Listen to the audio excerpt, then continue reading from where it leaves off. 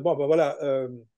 La question, c'est y a-t-il une éthique juive de la croyance? Alors évidemment, c'est une question apparemment bizarre parce que l'éthique et la croyance, ça ne fait pas forcément bon ménage. On entend par éthique un ensemble de prescriptions qui vont voir avec la conduite, le comportement, la morale, appelez ça comme vous voulez. Et la croyance, dans la conception courante de la croyance, c'est quelque chose qui ne relève pas de normes de comportement ou on croit ou on ne croit Un- pas.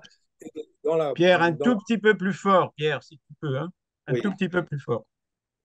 Donc, je répétais que la croyance et l'éthique, apparemment, c'est pas la même chose. Bon, La croyance, c'est un état cognitif, c'est-à-dire je crois que, ça veut dire je suppose que c'est vrai, et l'éthique, ça a à voir avec l'action. Est-ce que je peux faire ci? Est-ce que je peux faire ça?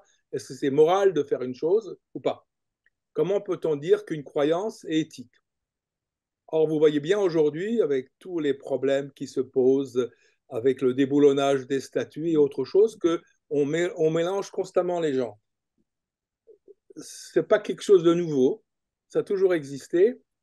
Et j'entends aussi dans notre communauté, je ne parle pas d'Adventures, mais en général, dans la communauté juive, toutes sortes d'affirmations sur des croyances les plus bizarres et sans aucune preuve.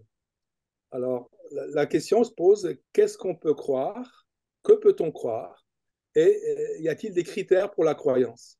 Et ces critères de la croyance sont-ils différents des critères qu'on peut avoir en termes d'éthique, de normes, de comportement et d'attitude morale? Il y a un débat là-dessus en philosophie depuis très longtemps, qui remonte au XVIIIe siècle. Je ne vais pas vous faire toute l'histoire. Moi, je vais simplement vous commencer par vous présenter le problème tel qu'il se pose dans la philosophie contemporaine euh, euh, depuis la fin du XIXe siècle. Et pour ceux qui étaient hier soir au Beth Midrash, je vais raconter la même histoire. C'est une histoire qui est rapportée par un monsieur qui s'appelle Monsieur Clifford, qui était un mathématicien anglais du XIXe siècle.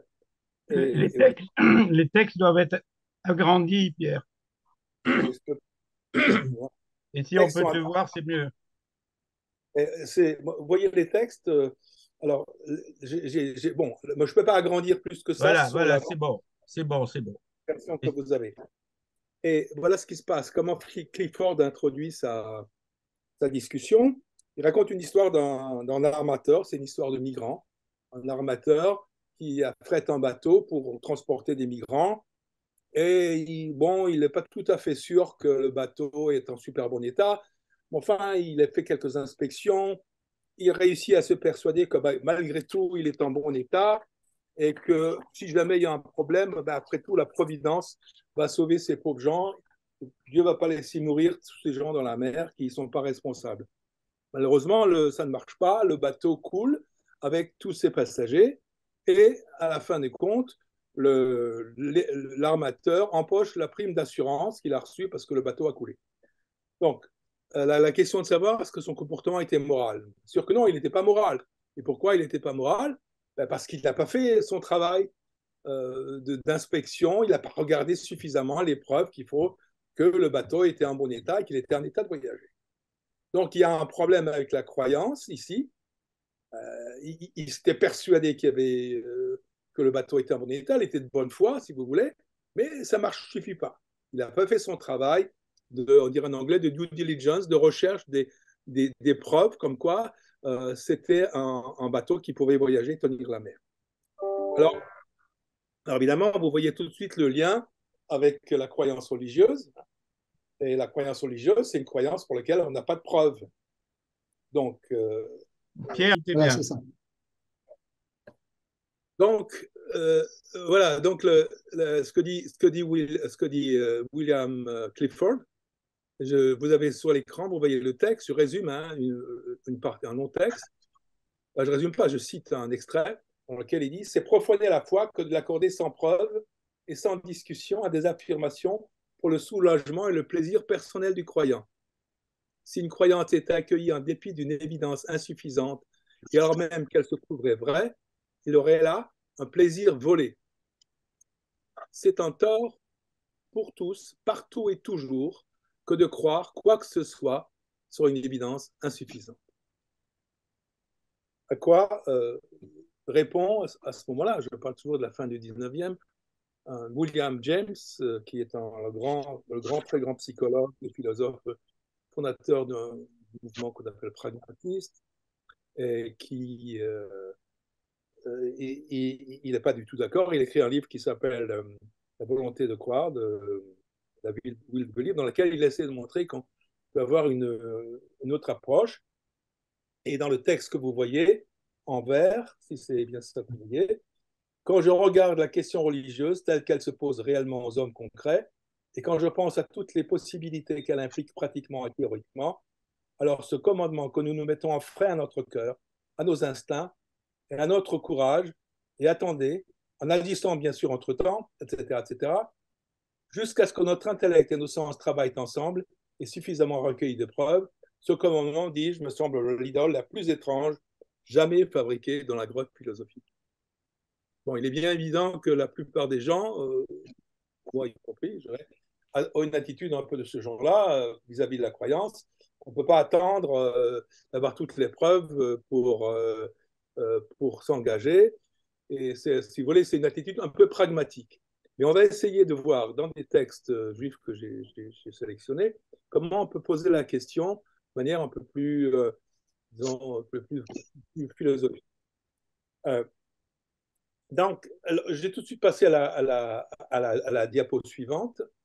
Est-ce qu'on peut la faire passer? Les 4 objections courantes. Un peu Alors, réduit, oui. Un petit peu réduit. oui, mais c'est l'ancienne Non. version, donc c'est pas la plus Vous ne la récente. voyez pas en plein écran, là? Si, mais on voudrait qu'elle soit un peu plus réduite parce que c'est coupé à droite et à gauche. Ah oui, mais ça, c'est la diapo qui est comme ça. D'accord.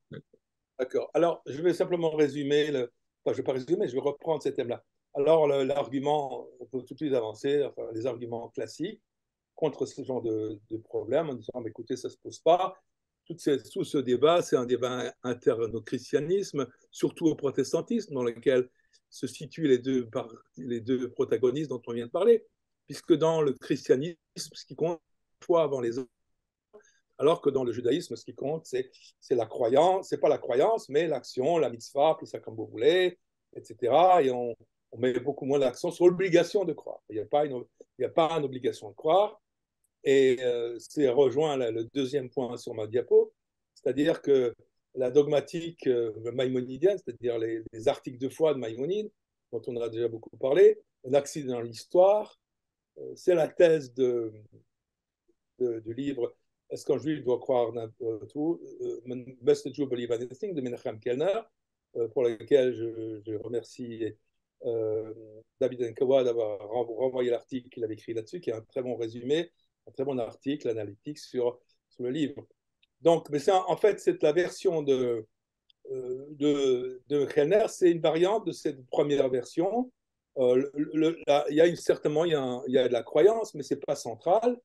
Et ce que dit en fait Kellner, c'est dit pas qu'il n'y a pas de croyance, mais il dit en fait qu'il n'y a pas de code de croyance comme les articles de foi. Il n'y a pas d'obligation pour définir ce qui est juif à partir des articles de foi. Ce que pensait Maïmonide, et je vous renvoie aux articles qui ont été faits, et je résume, Maïmonide pense qu'il faut croire, et que si on ne croit pas à un certain nombre d'articles de foi, eh bien, on ne fait pas partie du monde juif. Alors, évidemment, vous Pierre, savez qu'il y a tu traduis l'anglais, tout le monde n'a pas entendu Must you believe anything. Tu le traduis en français. Est-ce qu'un juif doit croire n'importe quoi?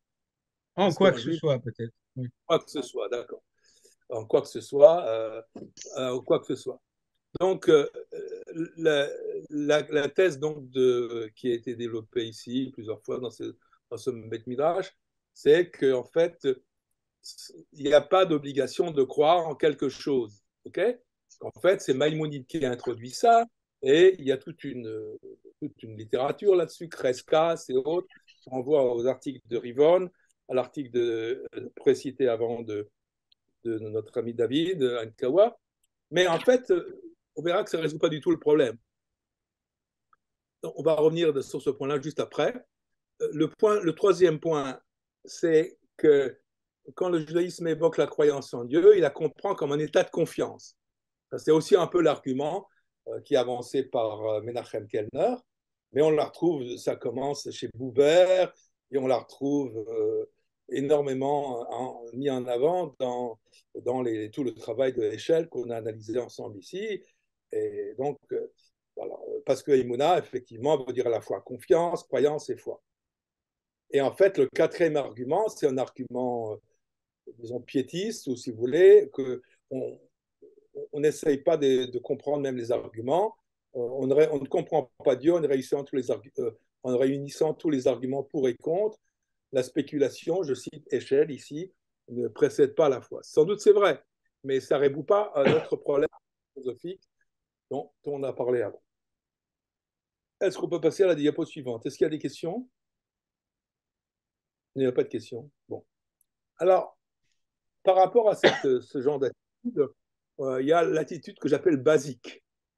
L'attitude basique du Bahur Yeshiva Lambda, je ne dirais pas du maître du Yeshiva, mais enfin quand même de beaucoup de monde que vous entendez autour de vous. Et je reprends une citation de Rivon dans un article qu'il avait écrit récemment, qu'il a écrit il y a quelque temps, je crois, sur le commentaire de le premier article de foi de Maïmonide qui dit « Je suis l'Éternel, ton Dieu, qui t'a fait sortir d'Égypte ».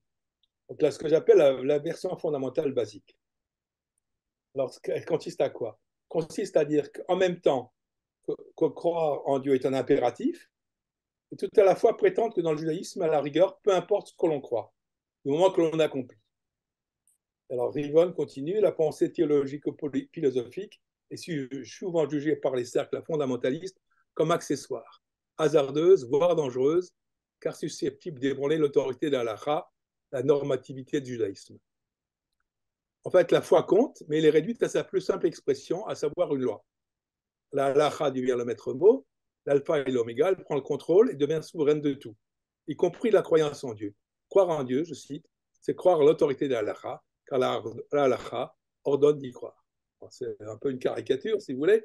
Je ne pense pas que tous les charedim soient comme ça, mais enfin, il y a quand même pas mal de ça. Vous le retrouverez beaucoup autour de vous si vous cherchez un peu. Alors, pour comprendre un peu mieux, je ne crois pas que cette diapo était dans le texte, j'ai repris une définition que ce que c'est un fondamentaliste. Parce que là, ce qu'on vient de voir à l'instant, c'est le fondamentaliste. Hein.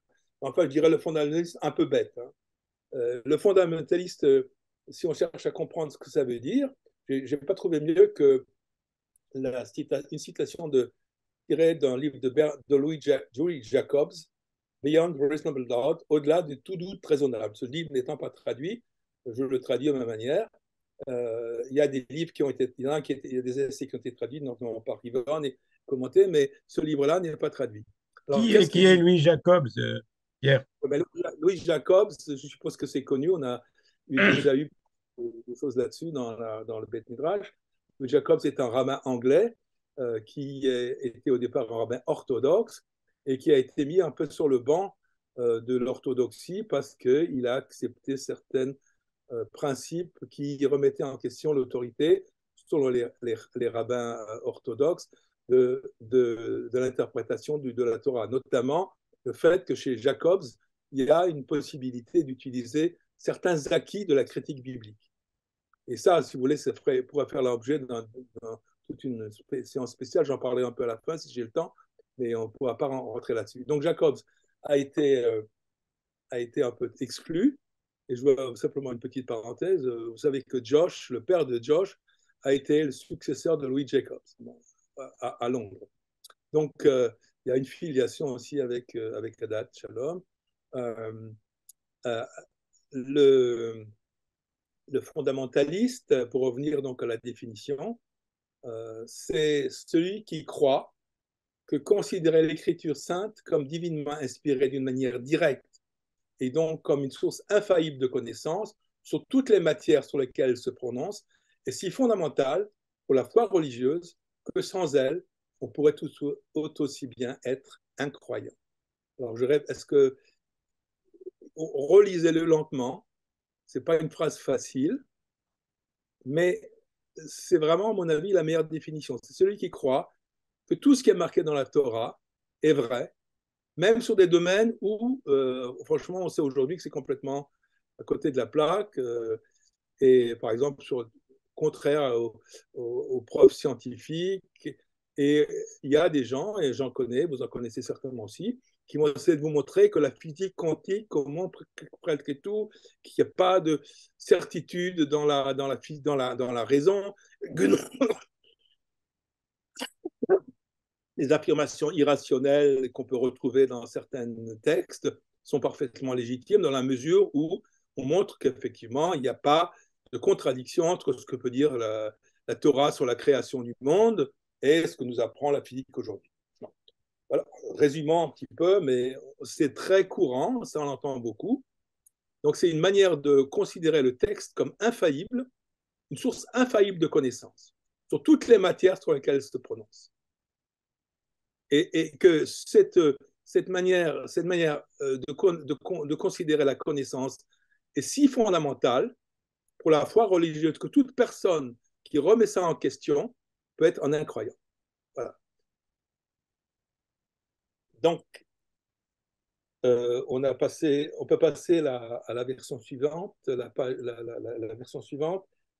Je vais passer la phrase, le commentaire sur Soloveitchik parce qu'on n'aura pas le temps. J'en parlerai peut-être plus tard. Alors maintenant, revenons à Emouna, confiance, croyance et foi, qui est, si vous voulez, la version classique, je veux dire, remontant à Buber, et qu'on retrouve chez Lévinas, qu'on retrouve partout. C'est un peu la tarte à la crème. On retrouve chez Kellner. Alors, ce que je pense, ce qu'on peut dire, c'est que toute croyance en peut se traduire en proposition que. C'est-à-dire, on distingue entre la croyance que et la croyance en. Quand on dit je crois en Dieu, ça veut dire je crois que Dieu existe et sur certaines autres propositions qu'il va m'aider ou qu'il a créé le monde, etc. Donc la croyance en, c'est une confiance, mais il y a un certain nombre de propositions, c'est-à-dire des phrases, sujet, verbe, complément, dans lesquelles on peut traduire ce terme de confiance. Alors, évidemment, cet ensemble de propositions n'est pas infini, mais il existe quand même, on peut le définir en un certain nombre de propositions de base. On peut dire que quand tu dis que j'ai confiance en Dieu, on signifie au minimum que Dieu existe, qu'il est en mesure de m'aider et qu'il intervient, au moins qu'il est intervenu dans les affaires des hommes. Et c'est ça tout le problème, si vous voulez, du déchirement la diapo, on viendra peut-être après celle de Soloveitchik, qui exprime très bien ce déchirement de l'homme de foi, qui confiance en Dieu, mais Dieu n'est pas là, il n'apparaît pas, il n'est pas là pendant la Shoah, qu'est-ce qu'il a fait, qu'est-ce que j'ai fait, etc. Donc il y a toujours ce déchirement par rapport à un certain nombre en fait, de propositions de base qui sont celles de la croyance en.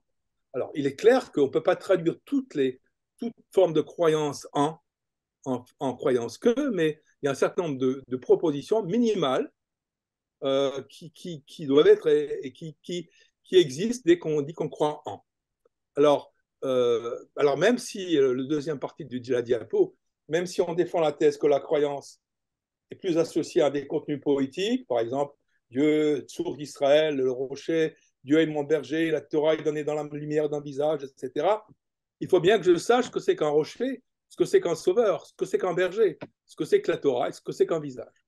Donc moi, j'ai une position qu'en fait, la croyance en, c'est une manière de résumer un ensemble de propositions qui ne sont pas explicites, mais qui sont quand même là.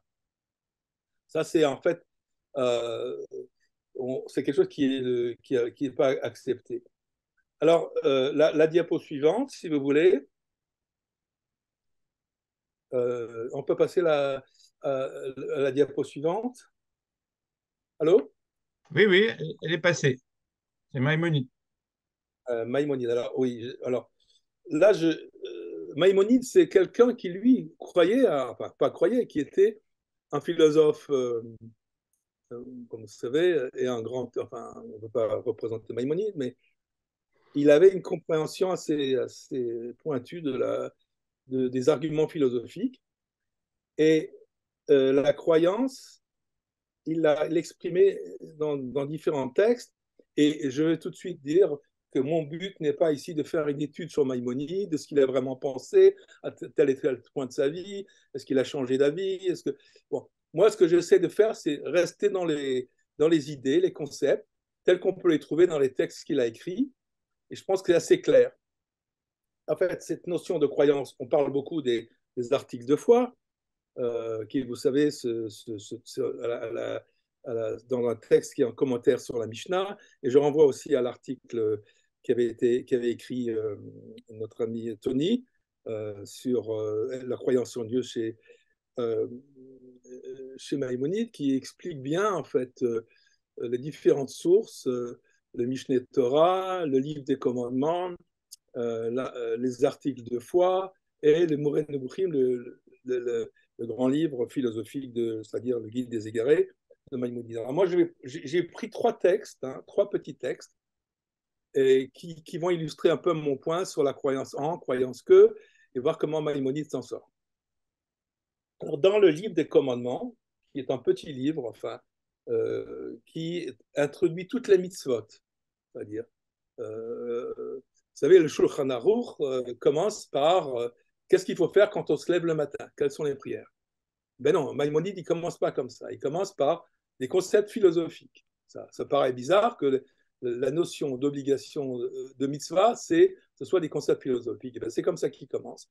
Alors, le texte ici que vous voyez devant vous, alors il dit mitzvah rishona, les mitzvot assez, c'est-à-dire le premier commandement parmi les commandements positifs, parce qu'il va distinguer dans le livre des mitzvot les 613 mitzvot, les positives, les négatives, et le yeda, sheyesh sham Eloha, qu'il y a de savoir. Le yeda, c'est du verbe da, de da'at, etc., de savoir qu'il y a là-bas un Dieu. Comme il est écrit, je suis l'Éternel ton Dieu, l'Exode 20. La deuxième, c'est la yachado, de l'unifier, c'est-à-dire c'est l'idée de qui Dieu est un, et donc c'est bien de yichud, c'est un nifal, en futur du nifal, du verbe le yached, qui n'est pas un terme très courant, mais enfin, de l'unifier comme il est dit, le Seigneur notre Dieu, tu aimeras le Seigneur notre Dieu, le Seigneur est un. Okay, c'est Shema Israël, c'est le deuxième commandement. Le troisième commandement, c'est de l'aimer. Etc. Et tu aimeras de l'Éternel ton Dieu. Okay. Encore une fois, vous reconnaissez, surtout qu'on a fait ça hier dans le chemin, les discussions du chemin avec Rivon. Le troisième et le quatrième, c'est de le craindre. Le dit Ramimenu, Shenemar, et Adoshem Elaokecha, Tira. Encore une fois, c'est chaque fois les citations. Vous avez les textes devant vous, donc vous pouvez voir sans que j'ai besoin de relire. Donc il y a, enfin, c'est paradoxal de dire c'est une mitzvah de savoir. Parce que comment peut-on être obligé, alors on peut être obligé de faire le travail de connaissance qu'il faut pour comprendre, ça c'est sûr. Sans doute c'est la meilleure explication qu'on peut se trouver, mais c'est simple, il y a une mitzvah de savoir qu'il y a un Dieu. Alors évidemment, à l'époque Maïmonide, enfin en tout cas chez Maïmonide, au Moyen-Âge, c'est assez relativement facile de comprendre ça, parce qu'il y a une théologie qui est inspirée de la philosophie grecque, en particulier d'Aristote, comme quoi on peut montrer qu'il y a ce qu'on appelle, Aristote appelait un premier moteur, et je passe toutes les médiations à travers Avicenne, la philosophie arabe, ce n'est pas le sujet ici, qu'il y a effectivement un être suprême, on dirait aujourd'hui, qui est la cause de l'existence du monde. Ça, c'est un sujet évidemment énorme, très compliqué, et je ne veux pas rentrer là-dedans. Mais simplement reconnaître qu'il y a effectivement dans le livre des commandements de Maïmonide la notion de mitzvah de savoir. Il y a une obligation de savoir. Et une obligation de savoir qu'il est un. Donc là, ça relève encore la spéculation philosophique.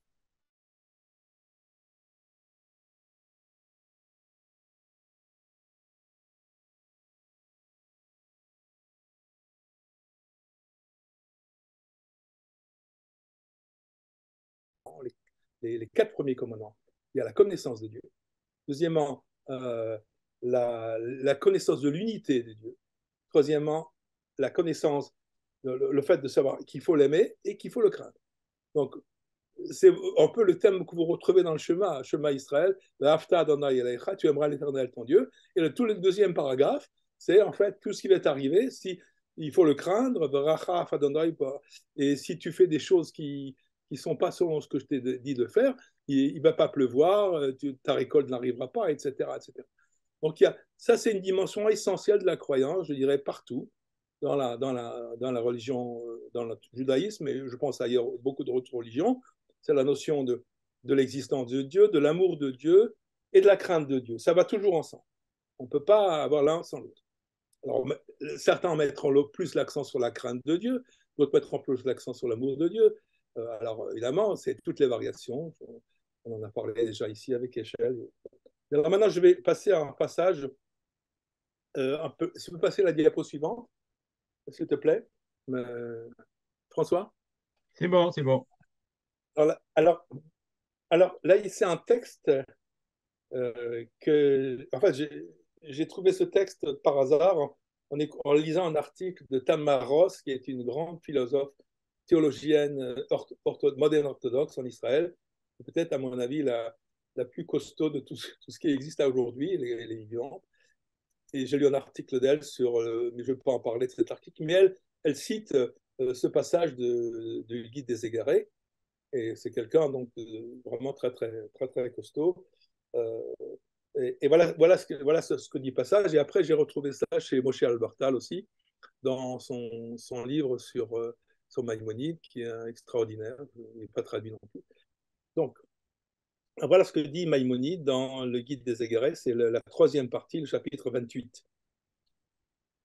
Il faut te pénétrer de ce que nous avons dit sur les croyances.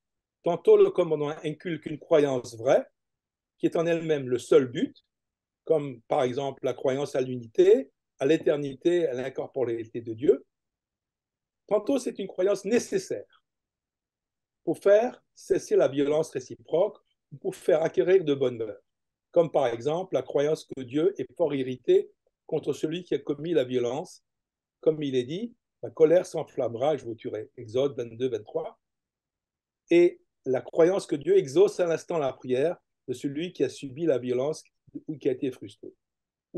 Alors je cite, ou or s'il m'invoque, je l'écouterai, car je suis miséricordieux. Alors, donc, qu'est-ce que fait Maïmonide? Il distingue 2 types de croyances. La première, ce sont des croyances vraies, ce qu'il appelle des croyances vraies, c'est-à-dire démontrables. La croyance en l'unité de Dieu, l'éternité de Dieu, l'incorporalité de Dieu, tout ça, il pense l'avoir montré de manière définitive dans le Guide des Égarés. Et ce sont des croyances vraies. On peut pas dire que c'est pas une question personnelle ou d'interprétation des textes. On peut pas retourner les textes 50 fois pour prouver le contraire, que Dieu n'existe pas. Enfin, non, c'est pas possible. Pour lui, c'est comme ça. Et évidemment, si vous voulez discuter plus avant, il faut rentrer dans l'argument lui-même, mais là, on n'aura pas le temps. Et deuxièmement, ce sont des croyances nécessaires. Pour quoi? Pour l'équilibre de la société. Parce que si on n'avait pas ces croyances, on arriverait à un état d'anarchie. Il parle d'anarchie, mais c'est un peu acquérir des bonnes mœurs, pour que la société fonctionne. On utilise l'expression shalom bayit, un certain nombre de choses qu'il faut faire pour que la paix dans les ménages, dans les couples. Eh ben, si vous voulez, il y a un certain nombre de croyances que nous avons, enfin que la Torah, qui expriment dans la Torah, qui ne sont pas des croyances démontrables et vraies, mais qui sont indispensables pour éviter la violence dans la société. Et voilà, et donc ici des phrases, ma colère s'enflammera et je vous tuerai, etc. La croyance que Dieu exauce à l'instant la prière de celui qui a subi la violence, etc. Donc vous voyez, ça va assez loin quand même. Alors là, c'est une conception qu'on va retrouver pas seulement chez Maïmonide, mais dans tout le Moyen-Âge jusqu'à l'époque moderne. C'est-à-dire qu'il y a un certain nombre de croyances qui sont liées à l'état social, même chez Durkheim, chez le sociologue Durkheim, Pour que la société fonctionne bien, il faut un minimum de croyance. Si vous ne croyez pas que Dieu va vous punir parce que vous ne faites pas les choses qui sont bien, ben, vous allez faire n'importe quoi. Enfin, donc Maïmonide, il est un petit peu dans cette perspective-là. Il n'est pas un peu, il est beaucoup dedans. Et aujourd'hui, bon, on ne raisonne plus comme ça, mais il y a toujours des gens qui raisonnent comme ça. Ça va? Oui, Est-ce que y a des questions? On peut passer à la suite? On peut passer à la suite. Hein. Alors, face à cette... Donc, voilà, j'ai présenté en deux temps, en trois mouvements, ce que je vois être comme étant les points importants du point de vue de l'éthique de la croyance chez Maïmonide. Autrement dit, qu'il y a une obligation de croire, un certain nombre de vérités, et pourquoi on est obligé de le croire. Enfin, on est obligé de le croire parce qu'en fait, c'est démontrable, mais ce n'est pas accessible au commun des mortels. Donc, laissons tomber le juif lambda qui ne comprendra pas la philosophie. Et il y a une mitzvah de croire, et c'est comme ça. Mais il y a un certain nombre de croyances que nous avons, qui ne sont pas forcément démontrables, mais qui relèvent du vivre ensemble. On dirait qu'il faut croire, on croit à ces choses-là, parce que si on ne les croyait pas, la société finirait par se déliter. Par rapport à cette conception, c'est le maïmonidienne, qui est une conception tout à fait cognitive, c'est-à-dire la connaissance d'abord, avant la croyance. La croyance est fondée sur la connaissance, on vient d'expliquer. On a une approche pragmatique, si vous voulez, qui est l'approche, je dirais, du 99% des gens. Vous allez dans une synagogue, quelle que soit la dénomination, vous retrouvez, à mon avis, ce genre d'approche que nous partageons tous d'une certaine manière, jusqu'à un certain point.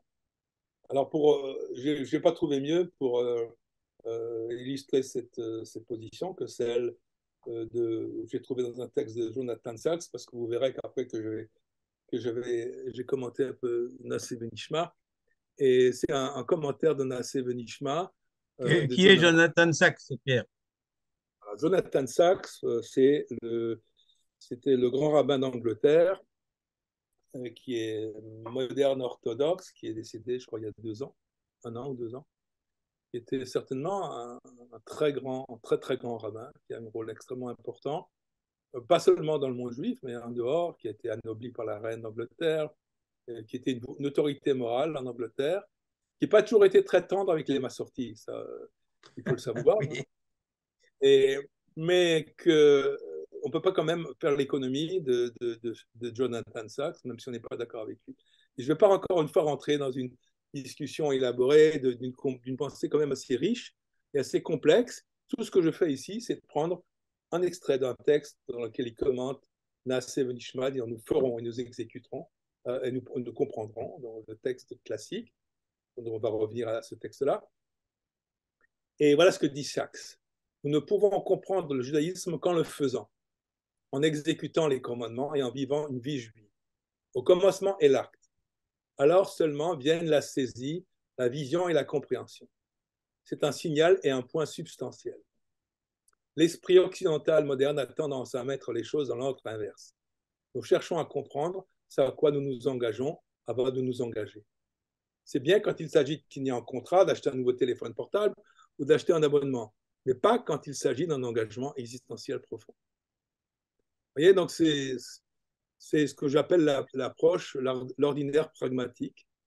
À mon avis, c'est l'attitude de la plupart des gens. C'est-à-dire, on ne peut pas attendre, comme dirait James, on ne peut pas attendre d'avoir compris toutes les raisons pour s'engager dans un type de foi, par exemple, et on le fait pour des raisons pragmatiques. Donc, en fait, vous retrouvez ici, dans ce texte, en tout cas, de Sachs, un écho du pragmatisme que j'ai évoqué avant chez William James. Le but de mon travail étant de montrer systématiquement que les textes juifs ne sont pas indépendants de positions philosophiques implicites, même s'ils ne sont pas avoués. Alors, je ne dis pas ici, par exemple, que Jonathan Sachs était un pragmatiste, mais enfin, en tout cas, ce texte-là est complètement pragmatiste. Il n'y a rien à faire. On peut passer à la diapo suivante. Et voilà, je vous reprends la phrase que vous voyez, vous comparez maintenant James, vous comparez Jonathan Sachs avec Et voilà, la diapo le montre, la diapo suivante montre que quand je regarde la question religieuse, etc., vous voyez le texte, je ne vais pas le relire. Euh, euh, Nous pouvons attendre si nous le voulons, mais si nous le faisons à nos risques et périls, autant que si nous croyons. Dans les deux cas, nous agissons en prenant notre vie en main. C'est encore une fois, c'est aussi un peu l'argument de Blaise Pascal. On ne va pas revenir là-dessus. Vous savez, Pascal, le grand philosophe français du XVIIe siècle, qui avait avancé son pari de l'argument que si je crois en Dieu et que c'est vrai, j'ai tout à gagner. Et si je ne crois pas en Dieu et que c'est vrai, j'ai tout à perdre. Et donc, dans le calcul de probabilité, parce que c'est un des fondateurs en mathématiques des probabilités, la théorie des probabilités, j'ai tout à gagner à croire parce que, bon, que si s'avérait que ce n'était pas vrai, si c'est vrai que c'était vrai et que je me sois trompé, je perds énormément. C'est un petit peu l'argument de Pascal qu'on retrouve. Alors évidemment, encore une fois, c'est compliqué. Il faudrait entrer pour distinguer les différentes formes de pragmatisme. Et grosso modo, vous retrouvez un peu ce genre d'approche ici chez Sachs, comme vous le retrouvez ailleurs. Je dirais, c'était l'argument de ma mère en particulier, qui ne connaissait certainement pas Jonathan Sachs, et ni peut-être Pascal, elle devait connaître, mais pas Jonathan Sachs. Alors maintenant, il y a une autre conception de la croyance, et je vais reprendre, passons à la diapo suivante. On peut passer à la diapo suivante, elle est là. Non, Une pas croyance. encore. Encore, d'accord. Wittgenstein. Alors Wittgenstein était un philosophe autrichien du début du XXe siècle qui a une énorme influence dans la pensée philosophique moderne. Il y a toujours des débats, il est contre, des pour, des contre Wittgenstein. Pour l'anecdote, c'était quelqu'un qui sortait d'une famille illustre, une grande famille juive. Son père était un grand industriel allemand, autrichien. C'était en fait le patron de toute l'industrie de l'acier avant la guerre de 14 en Allemagne, on imaginait la fortune. Et il a été converti au catholicisme par son père, qui lui-même s'était converti, sans doute pour des raisons pratiques, parce qu'à l'époque en Autriche, pour réussir dans la société, il valait mieux se convertir.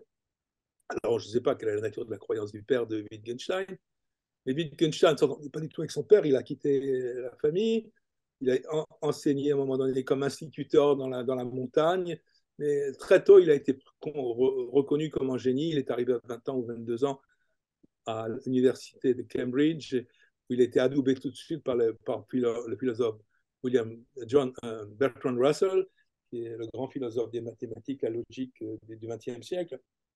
Et il a écrit un livre qui pas incompréhensible, mais qui est très difficile. Il a mis tout de suite, à 25 ans, au rang des grands philosophes, qui s'appelle le Tractatus Theologico-Politicus. Et après, il a fait d'autres choses encore. Là, ce que je vais essayer de montrer, c'est sa conception de la croyance religieuse. C'est un texte qui m'a toujours fasciné et que je n'ai jamais vu commenté dans des cadres juifs, mais qui me paraît extrêmement éclairant. C'est l'extrait d'un petit texte qui sont des textes posthumes de la fin de sa vie, dans lesquels il parle des différentes formes de croyance et de ce que c'est que la certitude. Et là, il parle de la croyance inébranlable. C'est-à-dire, quand vous rencontrez des croyants, vous leur montrez des choses qui sont contraires à ce qu'ils croient, ils continueront de croire. Et il essaie d'expliquer ça. Et voilà ce qu'il dit. Supposez un homme qui se donnerait pour cette vie la règle de conduite suivante, croire au jugement dernier. C'est ce qui est présent à son esprit chaque fois qu'il fait quelque chose. Dans certains points de vue, comment allons-nous savoir si nous pouvons dire qu'il croit ou non, ou que le jugement dernier va arriver? Le lui demander ne suffit pas. Il dira probablement qu'il a des preuves. Mais ce qu'il a, et c'est ce que vous pourriez appeler une croyance inébranlable. Cela ne sortira pas d'un raisonnement ou d'une référence aux raisons habituelles que l'on invoque à l'appui d'une croyance, mais bien plutôt du fait que tout dans sa vie obéit à la règle de sa croyance. C'est-à-dire, quand vous rencontrez quelqu'un, vous lui dites, quelqu'un qui croit au jugement dernier, vous lui dites, est-ce que tu crois au jugement dernier? Alors pour vous, c'est la question qui est posée par quelqu'un qui ne croit pas, qui le pose de manière purement intellectuelle, trouver des arguments pour, contre. Mais non, lui, ce n'est pas du tout ça dont il s'agit. Pour lui, c'est toute une série de choses qui se mettent en branle tout de suite.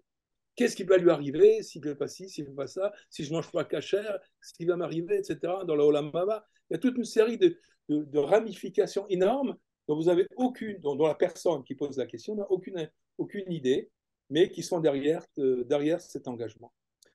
Il va parler ici, de croyances inébranlables. Dans un autre texte, il va parler de croyances charnières. C'est une croyance sur laquelle toutes les autres croyances reposent. Donc, et la croyance religieuse, pour Wittgenstein, c'est une forme de croyance charnière, une croyance inébranlable que vous ne pouvez pas changer par aucun argument. Alors, il y a d'autres croyances charnières, par exemple le fait que j'ai deux mains. J'ai deux mains, bon, je sais que j'ai deux mains. Vous n'allez pas remettre ça en question, vous n'allez pas faire des raisonnements pour dire mais non, tu n'as pas deux mains, non. Peut-être qu'il y a un malin génie qui dit que je ne vois pas vraiment ce qui se passe. Bon, c'est le genre de raisonnement que vous retrouvez chez Descartes, mais il ne s'applique pas en fait. Donc voilà, donc cette idée de croyance charnière.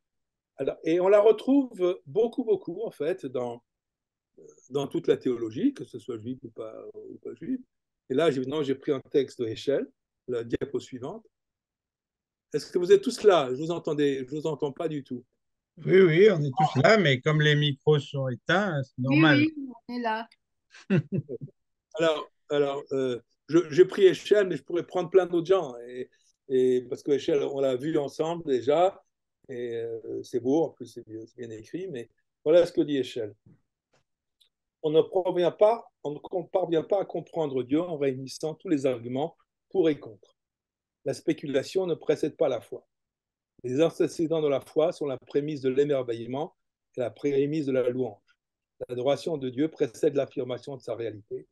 Nous louons avant de prouver, on répond avant de questionner.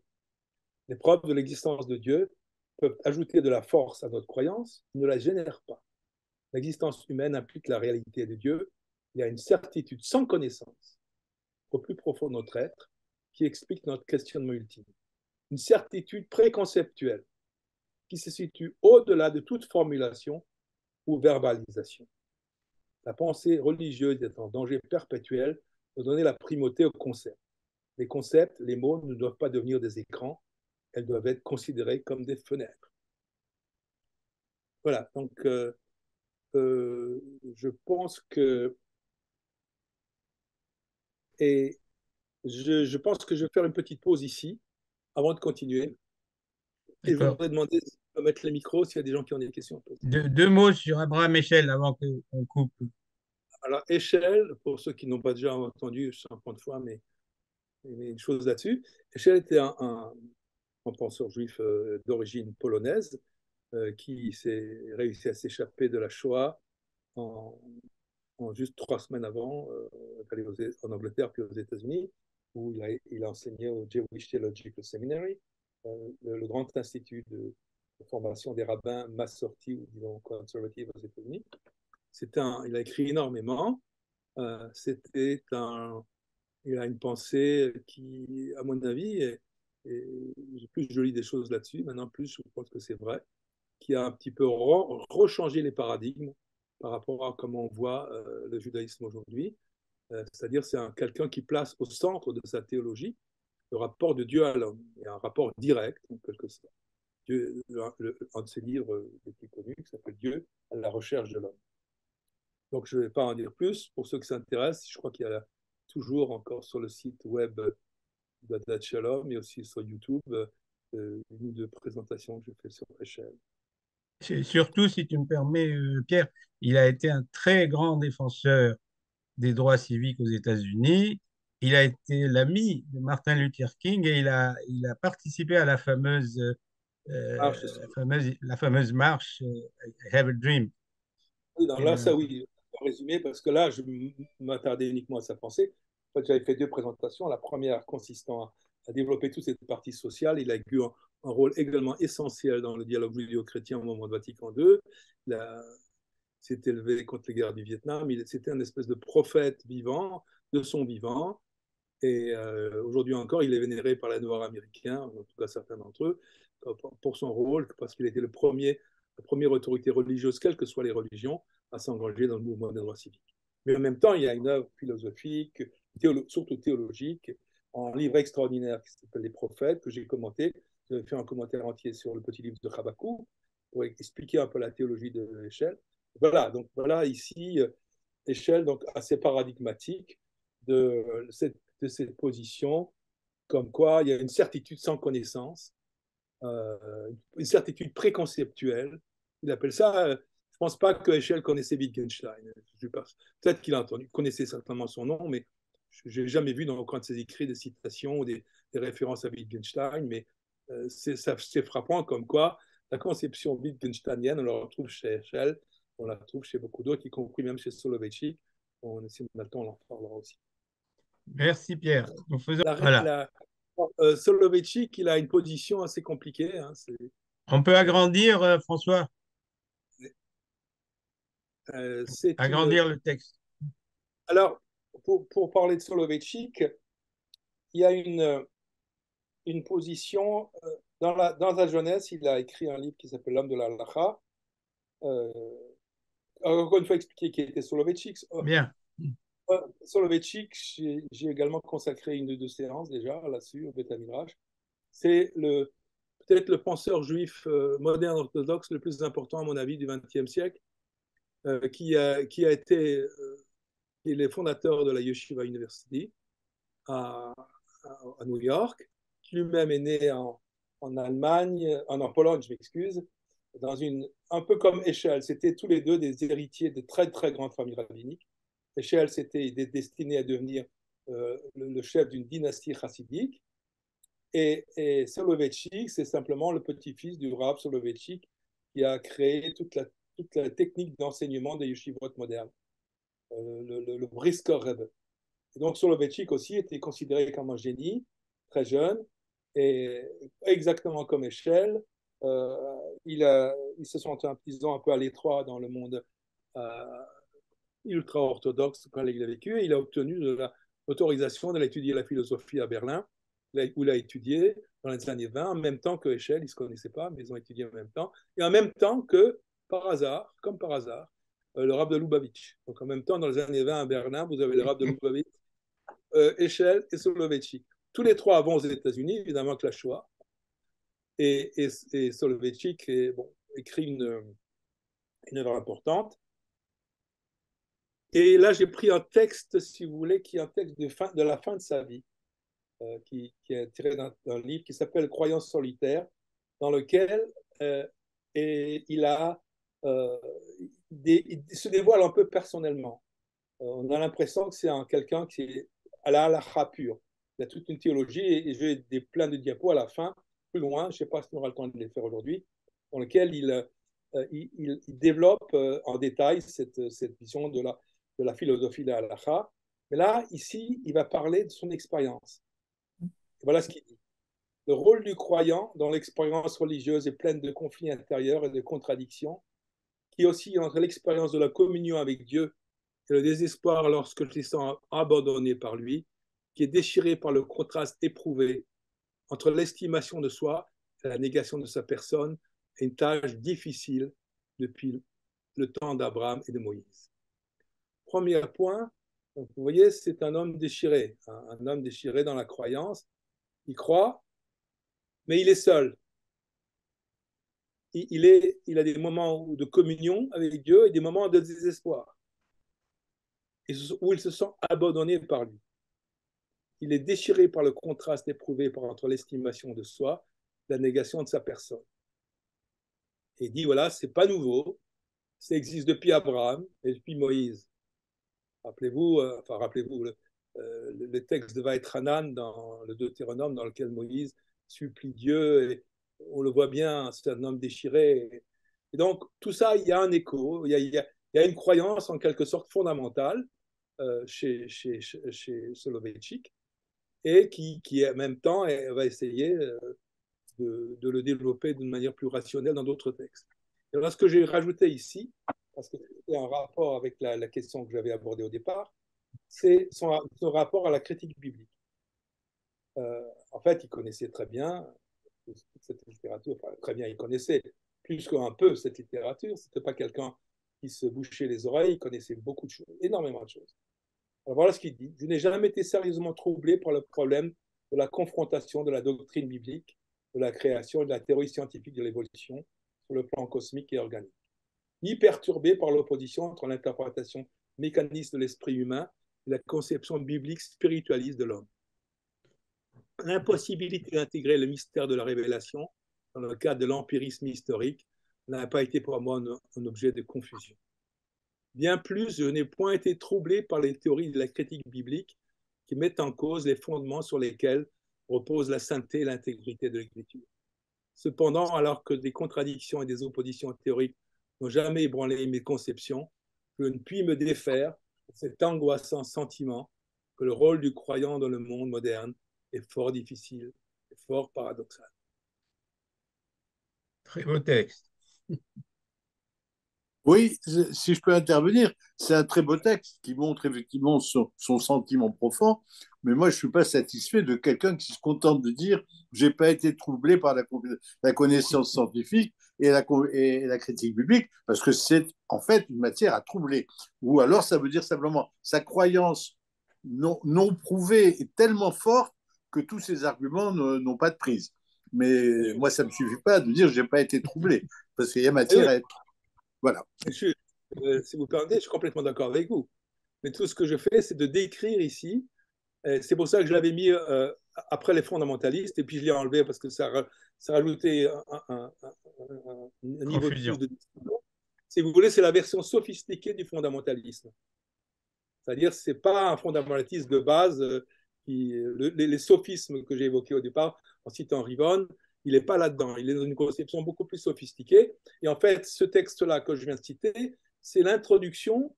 Il va essayer d'expliquer comment cette conception, à partir du commentaire de Bereshit, des deux versions de la création du monde. Vous savez, il y a une première version dans le chapitre 1 de Bereshit, la deuxième version. Et il va expliquer comme quoi il y a deux versions. Il va dire Rappelle les deux versions, Pierre, s'il te plaît. Rappelle les deux versions. Les deux versions, c'est que dans un premier temps, Dieu a créé l'homme et la femme en même temps, et il a créé l'homme et la femme pour dominer le monde. Et dans un deuxième temps, Dieu crée l'homme d'abord, et l'homme est seul, et il voit bien que il ne peut pas fonctionner comme ça. Il montre d'abord les animaux et après il lui crée une compagne. Il lui insuffle le souffle de vie, le texte d'Iroar, un souffle, et il crée la femme. Et donc, ce deuxième type d'homme, ce deuxième Adam, l'Adam le deuxième, c'est celui qui est l'homme solitaire, l'homme de la foi, etc. Le premier homme, c'est l'homme de la majesté, qui domine le monde, l'homme, si vous voulez, moderne en quelque sorte, qui a servi les éléments et qui est plein de dignité. Et à côté de ça, il y a un homme qui est un homme plus troublé, qui est le deuxième homme. Bon, j'avais présenté une fois dans le Beth Midrash, je ne sais pas si Tony tu s'en souviens, en commentaire, une séance entière sur ce commentaire de Solovey. Je trouve également assez beau, mais il n'empêche que, comme dit Raphaël, ben, c'est quelqu'un qui ne veut pas entendre parler de la critique biblique. C'est certain. Et là, c'est le dernier point qu'on n'aura pas le temps de faire aujourd'hui, mais c'est peut-être une autre fois, c'est de rentrer dans Louis Jacobs, qui lui accepte de rentrer là-dedans. Voilà. Et